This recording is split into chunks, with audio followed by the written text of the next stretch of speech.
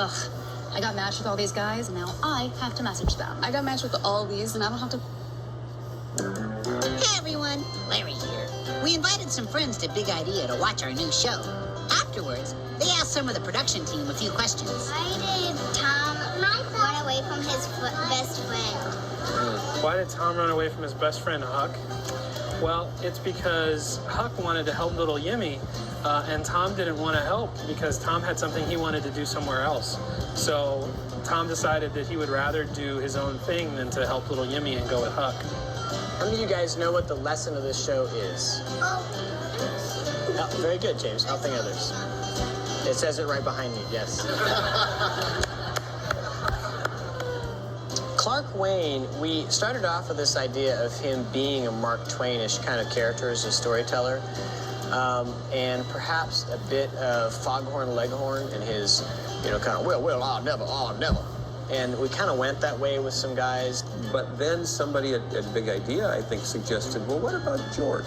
The narrator from The Toy That Saved Christmas and Rack Shack and Benny. What about that guy? Could he be the Clark Wayne? So I did a test. I said, well, let me try it. Let me try the narration as George. And I wasn't sure it worked, but I sent it down, and they were like, that's it. We got it. We're bringing George back. All right, we'll bring George back. Well, what do you know about that? He's been out of work for 10 years, living off Social Security, and now he's a star again. Needless to say, he couldn't be happier. Variety of people. Sometimes the writer will, if you know right on the outset a very particular Bible verse that you want to use, we'll choose that Bible verse because it does a really good job. In this case, I do think Phil chose it. I think it was in his original script. Yeah. We've had a couple shows where we get all the way to the end and we kind of have to think real careful about what the right verse would be. Do I know you? Oh, don't mind me. I'm just the narrator. Okie dokie. Do you have to use special, microphones that make you have different sounds to do the voices? When we record the voices, we don't do anything special at that point. We just record them on a microphone. So just a regular microphone? Regular, expensive microphone. But then, the magic of computers, we actually shrink the voices just a little bit. We make them a little bit higher, so then Larry sounds a little bit more like a cartoon character. All those in favor? Yeah, sweetie. How did you make a little Yimmy? He was a hard character to work with because we wanted him to be very simple, but we didn't want him to be too dumb, So that was something we worked a lot with when we were developing it to make sure that he came across as a simple guy, but that he still was pretty smart when you really got to know him. I felt like while we were working on it that we had an opportunity to make little Jimmy a little bit sillier. So that's why we put on that silly blonde wig that he has on, and we put lederhosen on him. And we gave him a little bit of an accent and made him kind of Swedish. And then we decided we would call him Little Yimmy instead of Little Jimmy. I have a question. So in Sweden, do they not pronounce J's? Oh, don't mind me. I'm just the narrator. Yeah. The answer is it just kind of depends. In this case, we kind of started with the idea that we wanted to tell a VeggieTales version of Huckleberry Finn. And we looked at what kind of the major themes in that story were. And we felt that a really logical or a really natural lesson to tell from that story was the lesson about helping others. So in this case, they both kind of came forth at the same time. Hey, shouldn't we be coming up on Muscatine? There it is. One of the things we try to do in VeggieTales is make things factually based. Realizing it may not mean anything to a kid when they first see it, but maybe years down the road, they'll recollect and say, hey, that was true. And yeah, it was. One of those being like this with Muscatine with Phil. That's Phil's hometown. St. Louis World's Fair was another one that Brian worked very hard to get actual, data that was legitimate fair, World's Fair at the time. Originally, the climax of the show was set at a World's Fair in Memphis, Tennessee. So I kind of, in development, pushed the story forward about 20 years so that we could set it in St. Louis in 1904, where there actually was a World's Fair. So the Ferris wheel that you see in our story is actually kind of loosely based on this real Ferris wheel that really was in St. Louis in 1904. I've got a song. You're a lifesaver. On the show here, you heard me use my whistle. If you listen to the silly song again, I use some of my sound effects in the silly song. There's some rhythms. I used that one. You heard the slide whistle already. You want to go to sleep again, Brian? Okay. There we go. I started the show, had half the songs written and recorded, then completely left it and wrote the score for Pirates, went to Prague, recorded an orchestra, then came back to this, pulled it back out of the file, opened it back up, and then finished it up. So some of it was written well over a year ago, and then some of it I was working on literally the night before we mixed it. A lot of the music, a lot of the score, the background music, relies on bluegrass styles of music, folk music, Americana music. But then as we get down closer to St. Louis, we really start to bring in the Dixieland sound. All of those styles of music, they're very rooted in our country. It's historical music that was not brought over from Europe or some other countries. I think it's fun sometimes that a child might, hear some of this music and over the years maybe come back and later on discover Dixieland music for what it is and say, oh, well, if that sounds familiar, it sounds like that VeggieTales show I saw. Kurt always starts in the computer with synthesized stuff. And in this case, he had actually played out all the banjo stuff for the score, and then brought in our banjo player for just the songs, and just to play the banjo on the songs, and it would mix fine. Well, when we laid it all in, it made the synth stuff sound so bad, it was just too clean. You could really tell the real one that had that, you could really hear that picking and the steel. And so when we played it up against the synth, it was like, okay, we gotta call Mike back in. When Dooley and the bad guy enters the scene, we didn't want to make it too scary or too ominous, so we did some things like using old-timey, like out-of-tune tack pianos, like you'd hear in a Western. It's sort of that old movie, like, oh, here's the bad guy, instead of real scary, here's the bad guy. I figure we're coming up on... hold on. Water everywhere. Doing a show about the mighty Mississippi is a producer's nightmare. Ooh, river. That sounds expensive. I hear it was difficult to create all the water. Whenever you say I want to do water in computer animation, a lot of effort gets put into making that water very realistic, in making sure that there's lots of detail in how the current flows and how the water ripples behind a boat. I pushed to make the water really simple and very cartoony. That actually feels different than you might expect, but in the end is really beautiful.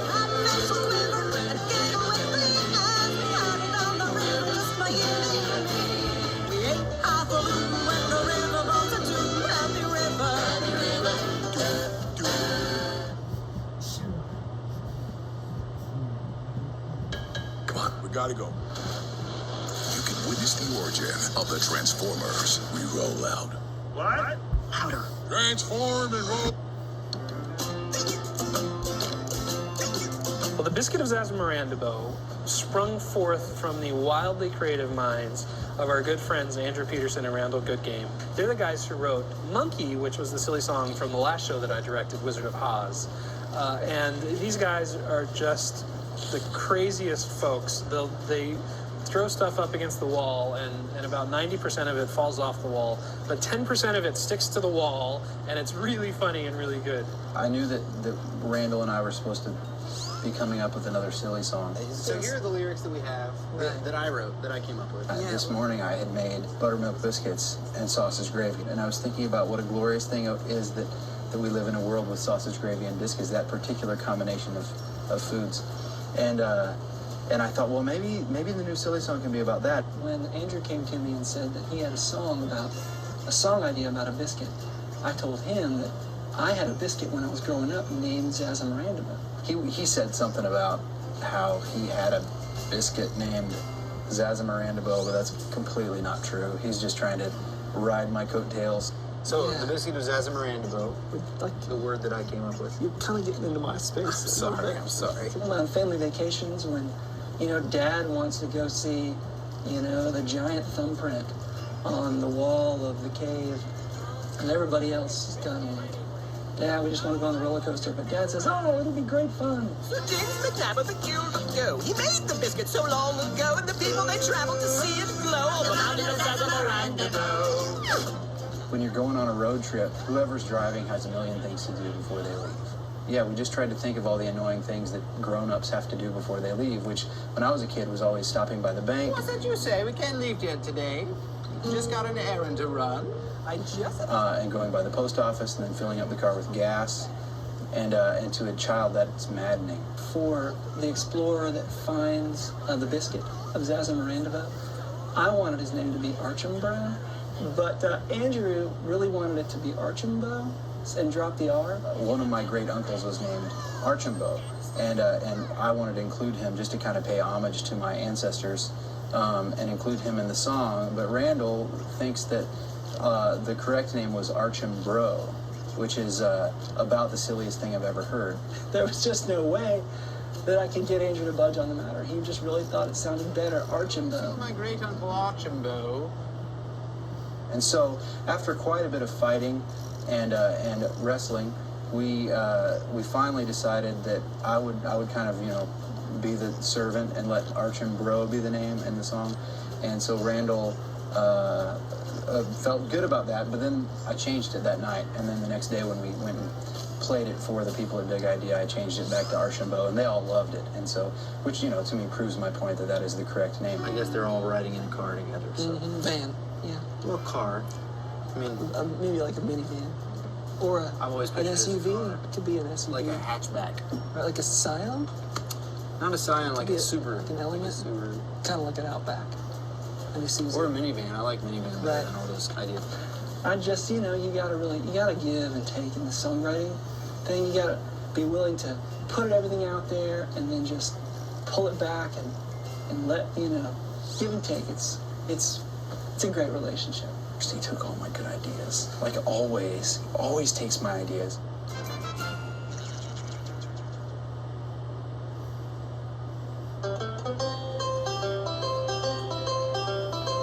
The idea of telling Huckleberry Finn as sort of a VeggieTales story has always been really intriguing to me because it just has such a great lesson about helping others.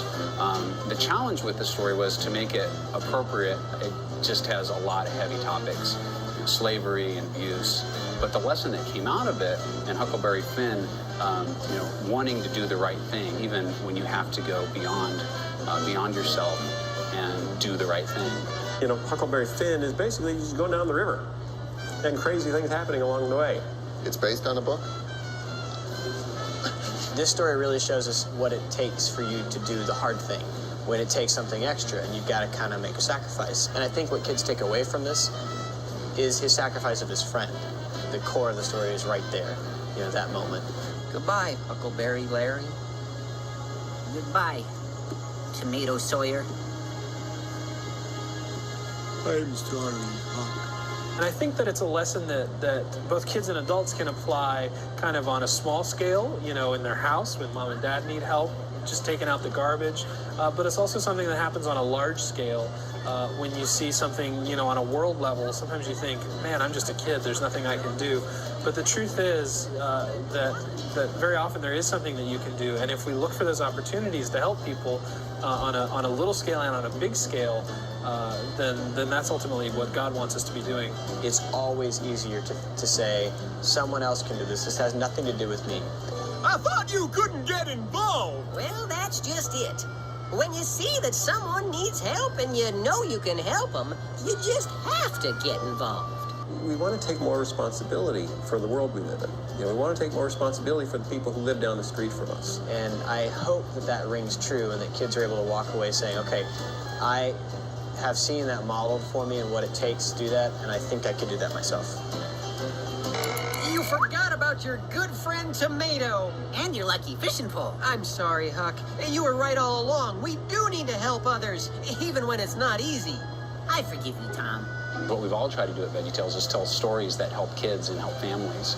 And you know, I like to feel like, or I like to think that I'm using my gifts that God has given me to help others. And we try to tell stories that help parents pass on biblical values to their kids.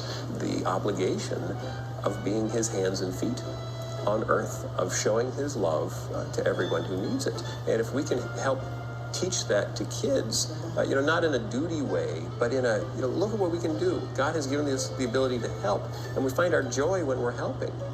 So don't just sit on the couch. Don't just watch TV. If you see someone that needs help, one of your friends needs help, even if someone else could do it, someone else is closer, no, just go help them. Just be the one that helps. That's what God wants from us.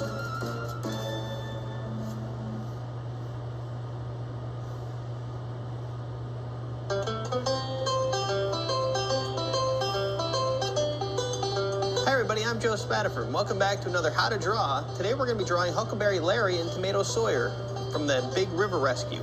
And I'd like to get started. We're going to draw Huck and Tom together with Tom's lucky fishing pole. All right, here we go. All right, so we're going to start off by drawing Larry. Larry is a stretched circle shape. We're going to have him bending over next to Bob. Bob is going to be down here, leaning next to his old pal Larry. In this case is Huckleberry Larry. And now I'm drawing a center line. And the center line is going to tell me where the eyeballs are going to be on the characters. Okay, so I got that set up. So now what I'm going to do is I'm going to draw the eyes.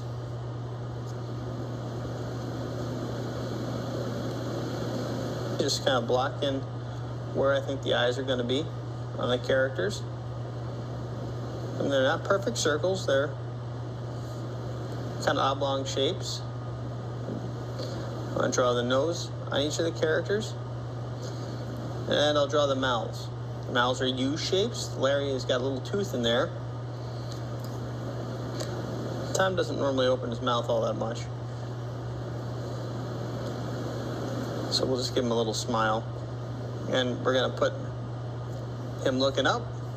So 2 circles looking up and a little circle inside for the highlight. And we'll have Larry looking down. So I'll put the 2 circles there. And just like on Tom, we'll put another circle in there for the highlight. And I'm just going to add another little line to the top of Larry's eyelid just to show that there's some sort of an eyelid there. All right, now Huckleberry has got a hat as well as Tom. It's pretty simple. You just draw a straight line across with a little bit of bend and this little, almost football shape just to start yourself off. And then on top of it, just draw a little rectangle to start off with. And then you can swoop the rectangle if you'd like. And then also what I'm going to do is I'm going to try to figure out where his collar is, which is here. I'm going to put a little V. And then I'm going to draw his collar. I'm going to draw the collar looping around and a collar looping here. But I can't draw it going all the way across because he's got suspenders. So to draw suspenders, just draw this box-like shape that goes around and draw a line here. Then that's where his pants are going to be. And his pants don't go all the way down. See, this is the bottom of him. Now the shirt, I'm going to go into a little bit more detail. I'm just going to put a little bit of a bulge in his shirt. And he's also a little raggedy, so we're going to put some little rips in his shirt and also in his hat. Same thing with Bob. And don't be afraid to draw over your drawing a little bit. It's okay. You're going to color over this in a second here. Bob's hat is the same kind of way. You draw that kind of football shape. Just imagine it going all the way through. And coming up. And Bob has got his lucky fishing pole. So I'm just going to draw the straight line with these little circles at the end and a line coming down here with a hook. So one of the last things here I'm going to do is I'm going to put a little triangle in Bob's hat. So he's a little dented up too. Okay, well, so this is pretty much where we're gonna stop for a moment, let you guys catch up, and then what we're gonna do is we're gonna come back and color these guys. and hopefully you'll come back and you'll color some nice characters. All right, so now I've got a bunch of colors ready in my hands already here, and what I'm going to do is I'm going to start blocking in, the lines right now are blue, so what I'm going to do is I'm going to put some colored lines in there, and then I'm just going to fill in all the blanks. So here we go. Larry is green, so let's get sort of a greenish color in there, and this is also kind of a nice way of finalizing the line. So I just go darker, I push a little harder. I know his hat's brown, so I'm going to change his the color I use for the line on his hat.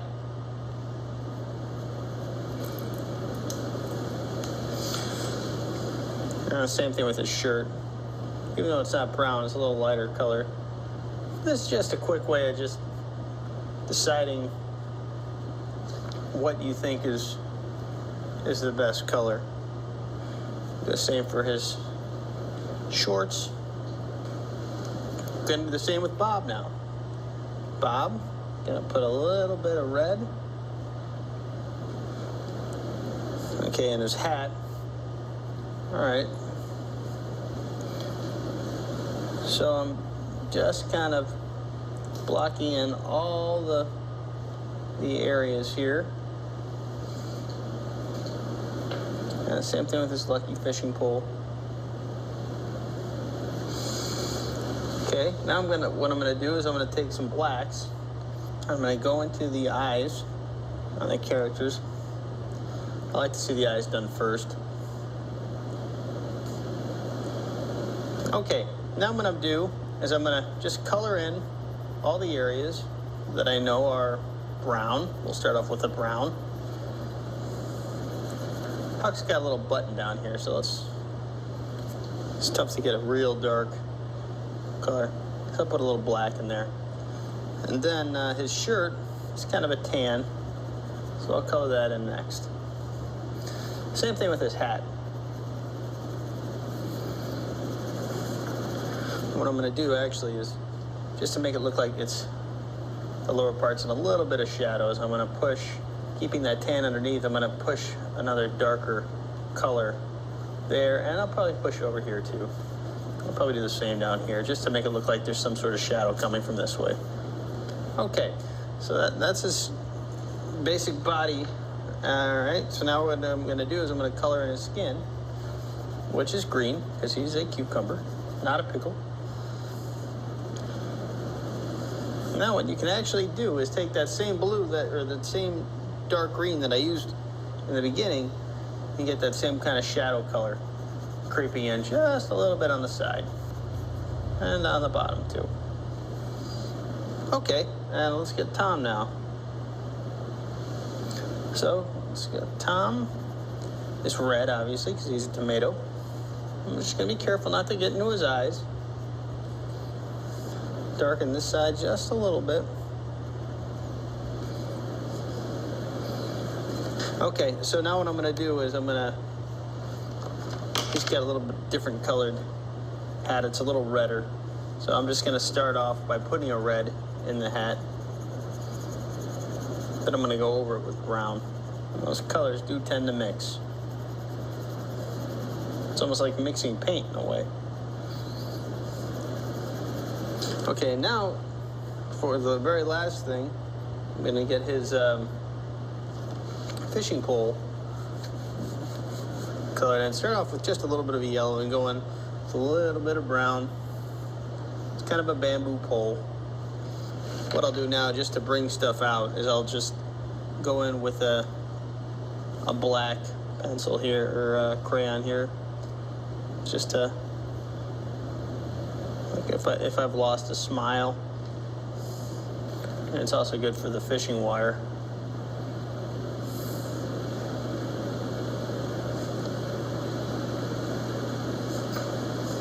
Do the same thing on Huck, even though I think he's reading all right, but go to the areas that I think are a little bit harder to see. Okay, and just a little bit around his eyes, a little bit at his nose. And what I like to finish off doing is just by putting a little color behind him. Tends to pop him out a little bit more. Okay, so that's Tomato Sawyer and Huckleberry Larry. Last thing we got to do, thing we always do here is we always sign our artwork. Joe, age, got to put how old you were. This time, I'm 30. Okay, thanks again for joining us, and look forward to seeing you next time. Bye.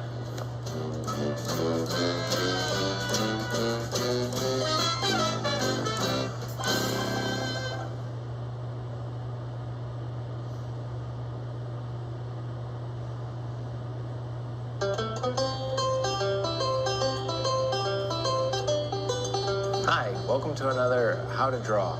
I'm Chuck Vollmer. I'm one of the concept artists here at Big Idea. Today, we're going to draw Big Jim. So let's get started. Big Jim is basically a gourd, and he's kind of bell-shaped. So I'm just going to rough him out. And I draw fairly lightly as I'm blocking out the characters. So when you're using your crayons or your colored pencils, just kind of lightly sketch. You don't have to press real hard just yet. And it looks kind of loose and sloppy right now, but it's light. And as we get more details in, you can be a little darker and press a little harder. But we're going to start out here with just basically, it looks like a bell. And we're going to start with the large shapes and get smaller. Start by indicating where his shirt starts. And that would be right here. It's about where his neck is. We're just going to go in here with a half circle like so. And then the next line, we're going to do a similar line to this down here. And this is going to indicate where his pants are. Again, I'm just lightly drawing. Put the nice dark details in later. The next shape we're going to put down would be his hair. And he's got kind of I think it's kind of a bob cut for his hair.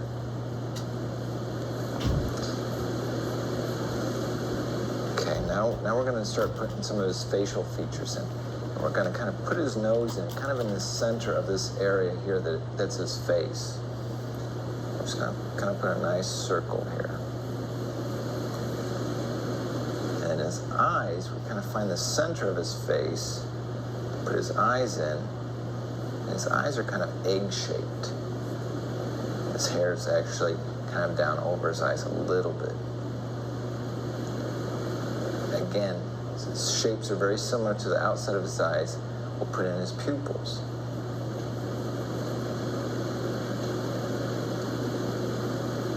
Like so. And we'll come down and we can have him smile. A nice smile on his face. And Big Jim wears a hat.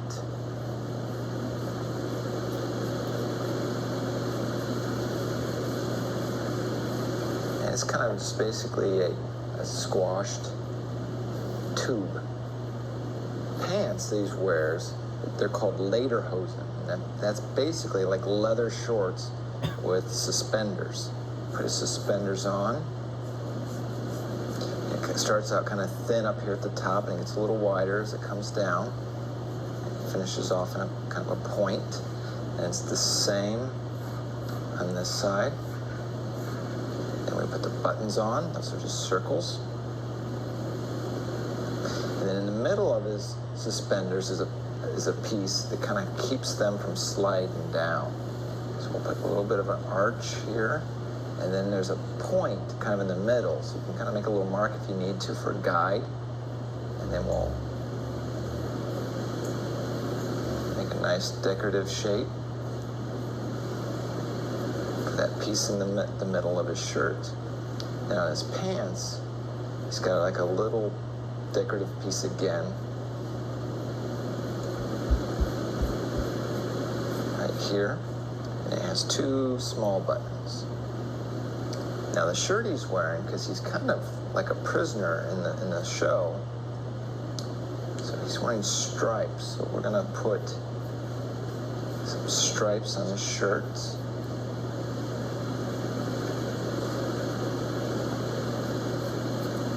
doesn't really matter how many stripes. You can put as many as you'd like.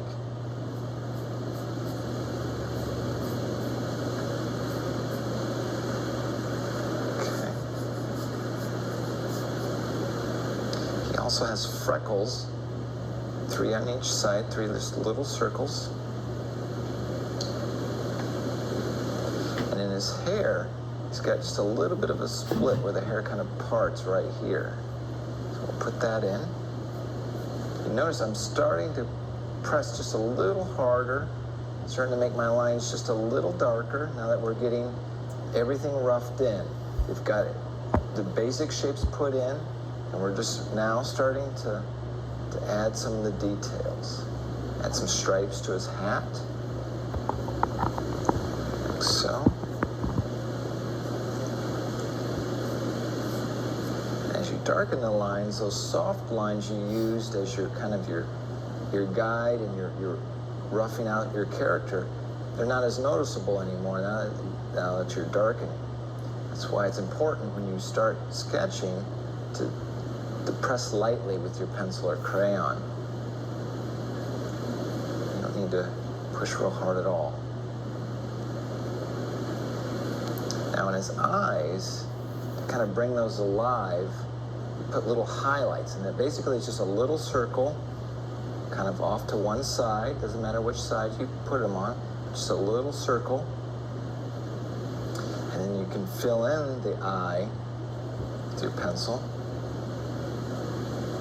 Fill in his pupils.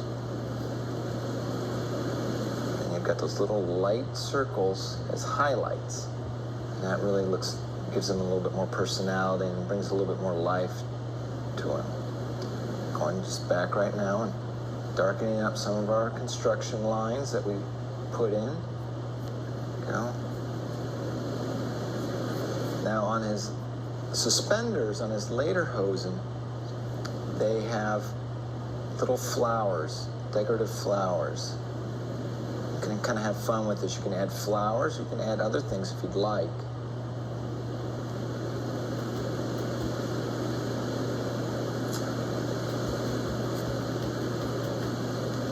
All right, I think we're just about done with the line work. All right, let's stop here. We'll let everyone catch up, and we'll go ahead and start coloring them in.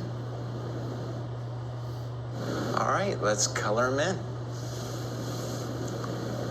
Picked out a few crayons here to help me color them in.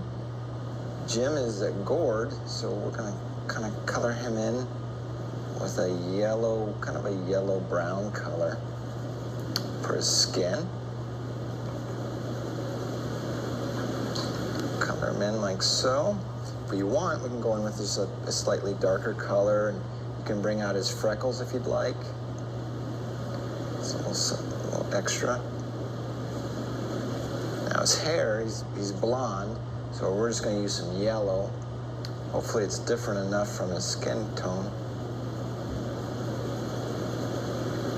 Since his hair is so close to his skin, what I'm going to do is I'm going to take a slightly darker color, another dark yellow-brown, and I'm just going to go over his skin color with that color. And you can do this with a lot of different colors. You just blend it in. You can get some really neat effects doing this. This darkens up his skin a little bit and helps his hair stand out. Yeah, that works a little bit better. Now his hat and his shirt are black and white stripes. You can use black or you can use gray, because in the show it's kind of faded, his outfit, because he's worn it a long time. So I'm going to use gray instead of black. The hat. Start on his shirt now. I always start with the top stripe along his neck first with the gray. And that helps me get the stripes in the right order.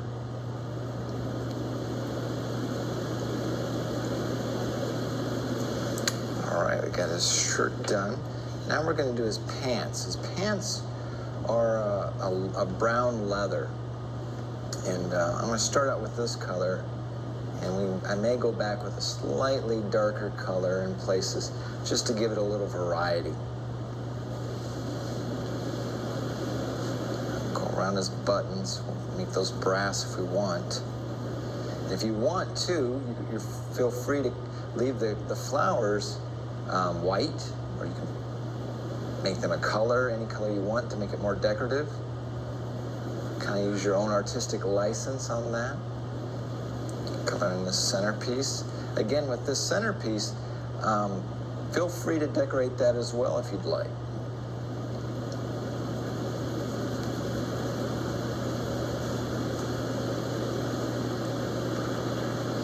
All right, now I'm going to go back in with a little bit of a darker color and just make the bottom of his shorts a little bit darker. Kind of helps ground him, make him feel like he's actually sitting on the ground. Feels like a little bit of a shadow. You can do that in other places.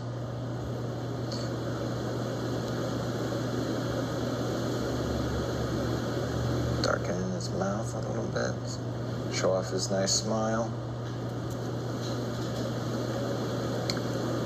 Darken his eyes. I'm going to decorate his suspenders just a little bit here. A little bit of green in there. Make that look a little nicer.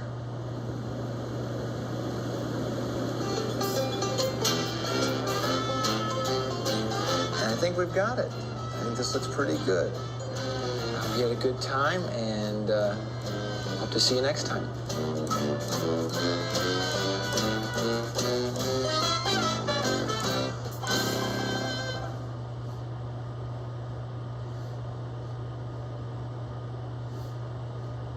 Hi, this is Brian Roberts. What you're about to see is a deleted scene, and this scene was supposed to take place in the middle of the scene where Huck and Tom kind of break up. And what I was trying to do was to give the viewer a more emotional connection to what Huck was giving up. And I thought, well, how could I do that? I could show them what Jerkyland would be like. And so this little sequence was going to be 2D animated, and we were actually going to see the jerky coaster and the turkey whirl, and the things he passes out to the kids at the end are actually jerky balloons, if you couldn't tell, and I wouldn't blame you if you couldn't. So here we go. Here's Huck's vision of Jerkyland. Look, Huck, if we leave right now, we still might be able to make it back before the government man shows up. Have you forgotten about my tax office? And Jerkyland?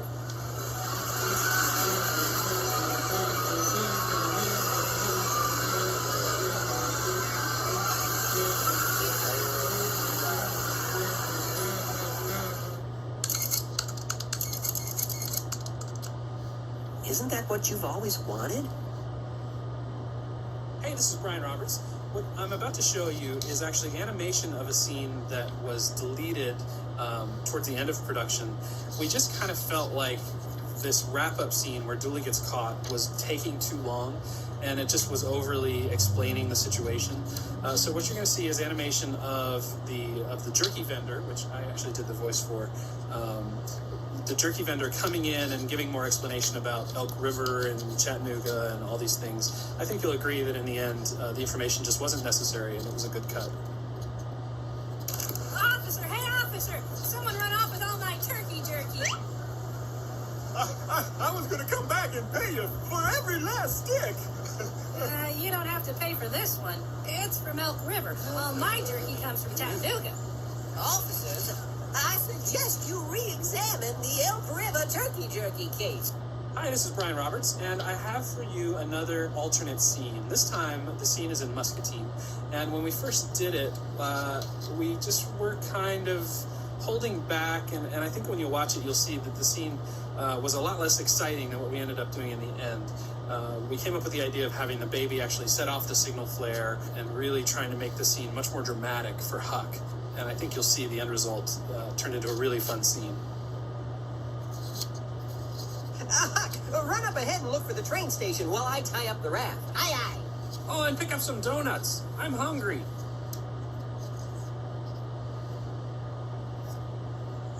Let's see, where? That's odd. He's got a signal flare. Wait. Oh, they all have signal flares. Huh? Oh, no. Oh, no! So, you playing football in high school? You got the size for it. No, I was in musicals. Really? Tom! Tom! Whoa!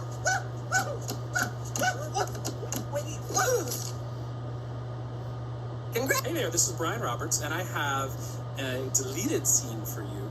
This is going to be a little story reel that you'll see Clark Wayne at the very beginning, back when he was a potato, talking about the rivers of the world, the 4 biggest river systems of the world. We ended up cutting the scene just for time and only using the part with Drippy the Drop, because we felt like that scene was just worked better for the story that we were about to tell. So here you go, Clark Wayne telling you about the 4 biggest river systems in the world. Oh, it's a perfect night for a story, don't you think? A story set on the big river. Wait, what's that you say? What big river? Well, the 4 biggest river systems in the world are the Nile, the Amazon, the Yangtze, and the Mississippi. Now, the Nile's full of crocodiles. The Amazon, of course, has those little biting fish and natives with poison arrows. I'm not sure what's in the Yangtze, but I reckon there's something there with big teeth, I'll tell you that. Hey, this is Brian Roberts, and I wanted to show you an alternate version of a scene that's in the film. What you're about to see is the original edit of the scene where little Yimmy runs away from the lumber camp. And when we first did it, we wanted to get through the scene as quickly as possible. So he runs away, he runs through the woods, he gets on the raft. After we looked at it, we felt like, this part of the show could be, I think, a lot more exciting and a lot more fun. So we threw the scene out to Todd Carter, our story artist, and said, hey, make this more fun. And he came back with all these great gags and great ideas, and I worked with John Waba, my assistant director, to edit those new gags together into a new scene and really turned the scene around and made it something a lot more fun and exciting. Otto!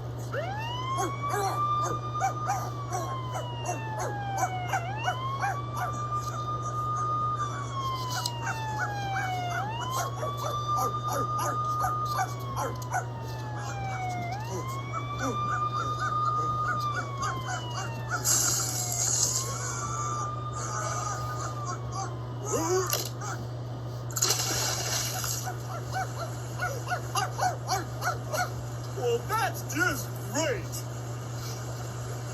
Was that your dog barking? No, that was Steve. He likes to bark when we chase things. Is that a smoothie?